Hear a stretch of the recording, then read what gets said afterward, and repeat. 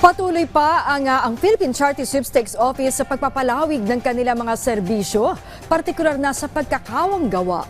Kaugnay nito, nagdaos ang PCSO ng Charity Summit na may temang Building Bridges through Partnership and Cooperation with Charitable Institutions. Pinangunahan ito ni General Manager Mel Robles at layo nitong palawakin pa ang mga oportunidad at advokasya ng tanggapan para sa kolaborasyon at pagpapalakas pa sa charitable sector. Samantala, kabilang sa mga lumahok ay nagmula rin sa pampublikong sektor, gaya ng DSWD, charitable institutions, non-government organizations, iba pang PCSO partner agencies, stakeholders at iba pa.